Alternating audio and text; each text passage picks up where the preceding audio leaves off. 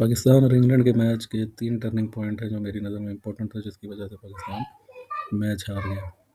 तो सबसे पहला टर्निंग पॉइंट है वो ये है कि पाकिस्तान ने जो है एक अच्छे स्टार्ट के बाद मिडिल ओवर में बहुत सारे विकेटें लूज़ की हैं, जिसकी वजह से जो है वो उनका जो स्कोर है 180 प्लस होना चाहिए था, जो कि नहीं हुआ था। 165 जो था वो तो बिलो पार स्कोर था। तो सबसे पहला रीज़न तो ये है कि जो पाकिस्तान ने आखिरी 5 ओवर में जो है ना विकेटें लूज़ की। दूसरा जो है वो टर्निंग पॉइंट ये है कि जब पाकिस्तान ने बॉलिंग शुरू की है तो शाहीन अफरीदी ने स्टार्ट में 3 विकेटें आपको ले दी थी, ठीक है। उसके बाद 8 ओवर जब आपके हुए हैं तो 8वें ओवर में उस्मान तारिक ने जो विकेट ली है तो उस टाइम स्कोर था तकरीबन 56 या 60 फॉर 4। तो उस टाइम मैच आपके हाथ में था।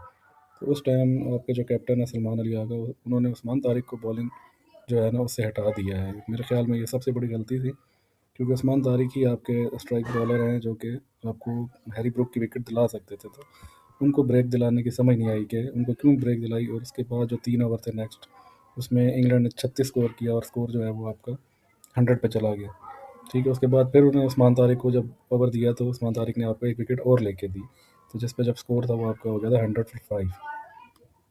और तीसरा जो टर्निंग पॉइंट है ना वो पाकिस्तान के जो आखिरी के 5 ओवर थे ना, कि जिसमें इनको एटलीस्ट जो है वो 10 एन ओवर खेलना चाहिए था। लेकिन जो बैट्समैन आ रहा था वो पता नहीं उनको क्या उनके दिमाग में चल रहा था कि वो ऊंची लंबी शॉटें मार रहे हैं। हालांकि आप सिंगल डबल करके भी 10 ओवर हासिल कर सकते हैं, जैसा कि लास्ट में आपने देखा होगा कि शादाब ने इसी तरह डबल डबल करके भी 8 से 10 रन ईजिली बनाए हैं। लेकिन जो बैट्समैन आ रहा था जी, फ़खर ने शॉट मारी, एक आपने छक्का लगा दिया अब्दुल रशीद को, तो अब आप बाकी सिंगल डबल करो।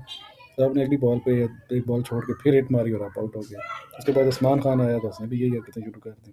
तो मेरे ख्याल में तो टर्निंग पॉइंट यही था कि पाकिस्तान के जो बैट्समैन है ना, इनका दिमाग बिल्कुल नहीं काम करता है। इनमें मतलब मैच अवेयरनेस तो है ही नहीं कि हम जो है ना मैच की क्या सिचुएशन है और कैसे हमने आगे एटलीस्ट पूरे ओवर तो खेलें। और फ़खर को चाहिए था कि वो आपको लास्ट तक मैच को लेके जाता 20 ओवर तक, लेकिन उन्होंने भी पता नहीं क्या ध्यान में रखा हुआ था कि शायद हमने 200 करना है या 220 करना है, जबकि यहाँ पे इस ग्राउंड में 180 का स्कोर जो था वो इनफ था। तो ये जो है ना 3 इंपॉर्टेंट टर्निंग पॉइंट है इस मैच में। लेकिन जो सबसे मेरा ख्याल है जो बड़ी गलती की है ना वो हमारे कप्तान ने की थी कि जब इंग्लैंड के 4 आउट हुए थे और उस्मान तारिक ने विकेट लिए तो उसके बाद ओवर ही नहीं दिया उसको। अगले 3 ओवर उन्होंने मेरा ख्याल करा दिए आपके शदाब से और मोहम्मद नवाज से, जिसमें इंग्लैंड ने 36 से 40 स्कोर बनाया, जिसके बाद मैच तकरीबन आपके यहाँ से निकल चुका था। उसके बाद तो फिर उस्मान तारिक को ओवर देने का फ़ायदा ही नहीं था, क्योंकि उन्होंने रन रेट नीचे कर लिया था। और फिर वो जो है ना 3 से 4 रन या 5 रन एक ओवर में बनाकर उस्मान तारिक का ओवर कर लेते थे पास। तो उन्हें पता था कि दूसरी तरफ से हमें ईजिली रन मिल जाएंगे। तो ये 3 जो है ना ये टर्निंग पॉइंट थे पाकिस्तान और इंग्लैंड के मैच के। और मेरा ख्याल है कि हम ज़्यादा जो हम मैच आ रहे हैं वो अपनी कैप्टनसी की वजह से आ रहे हैं। और हमेशा पाकिस्तान का यही मसला है कि जब ये मैच विनिंग पोजीशन में आते हैं तो उसके बाद ये पता नहीं क्यों डरते हैं और फिर मेन बॉलर हटा लेते हैं।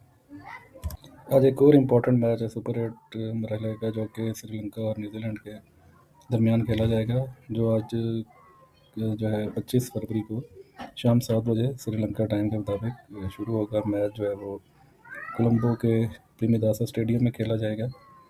और श्रीलंका के लिए तो ये मैच जीतना और न्यूजीलैंड के लिए भी मेरा ख्याल है ये मैच जीतना एक किस्म का मस्ट विन मैच है। अगर इनमें से जो भी टीम मैच हारेगी वो तकरीबन जो है वो टूर्नामेंट से आउट हो जाएगी। तो श्रीलंका क्योंकि अपने होम ग्राउंड में खेल रहा है तो श्रीलंका के लिए बहुत ज़रूरी है कि एटलीस्ट वो सुपर 8 में कोई एक मैच तो जीतें, क्योंकि पहले भी इंग्लैंड से एक जीता हुआ मैच आ रहे हैं जिसमें उन्हें 145 चेस करना था। तो मेरे ख्याल में आज तो श्रीलंका की टीम खूब जान लगाएगी कि वो न्यूजीलैंड को हराए।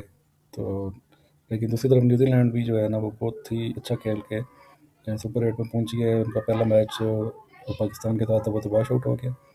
तो लेकिन आज वो उनके जो ओपनर हैं वो बहुत अच्छा परफॉर्म कर रहे हैं। मिडल ऑर्डर भी थोड़े बहुत रन बना रहा है, लेकिन उनकी जो बॉलिंग है वो स्पिनर्स अच्छी बॉलिंग कर रहे हैं न्यूजीलैंड के। तो एक अच्छा मैच देखने को मिलेगा।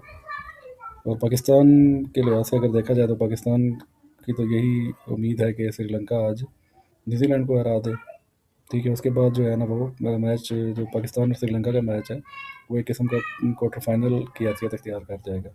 क्योंकि अगर न्यूजीलैंड इंग्लैंड को हरा भी देता है तो न्यूजीलैंड भी 3 पॉइंट पे होगा, तो फिर पाकिस्तान के पास भी चांस है कि वो भी श्रीलंका को हरा के 3 पॉइंट्स पे पहुंच सकता है। फिर बाकी गेम रह जाएगी नेट रन रेट की, तो वो हमें देखना होगा कि न्यूजीलैंड इंग्लैंड को कितने रन से हराता है और उस टाइम न्यूजीलैंड का रन रेट क्या है, तो एटलीस्ट पाकिस्तान के पास एक चांस होगा कि वो सेमीफाइनल के लिए क्वालिफाई कर ले। ठीक है, और अगर आज बिलफर्ज न्यूजीलैंड हरा देता है श्रीलंका को, तो न्यूजीलैंड आ जाएगा 3 पॉइंट पे। तो फिर जो है ना, न्यूजीलैंड और इंग्लैंड का जो मैच है उसमें न्यूजीलैंड को हारना होगा। तो इट मीन्स कि अगर पाकिस्तान को सेमीफाइनल में पहुंचना है तो उसके लिए सबसे पहले जो ज़रूरी चीज़ है कि इंग्लैंड को अपने तीनों मैच जीतने हैं। ठीक है, तो इंग्लैंड को तो 2 जीत चुका है, एक न्यूजीलैंड वाला मैच इंग्लैंड को जीतना होगा। ठीक है, तो ये आपकी सिचुएशन है। तो देखते हैं हाँ कि आज न्यूजीलैंड और श्रीलंका के मैच में क्या होता है, कि न्यूजीलैंड मैच जीतता है या श्रीलंका मैच जीतता है। फिर उस मैच के रिजल्ट के बाद इंशाल्लाह कल जो है ना मज़ीद फिर जो सिचुएशन है क्लियर हो जाएगी, तो उसके ऊपर फिर मज़ीद वीडियो बनाएंगे कि पाकिस्तान के अब क्या चांसेस रह गए हैं, मतलब पाकिस्तान कैसे क्वालिफाई कर सकता है वर्ल्ड कप के लिए।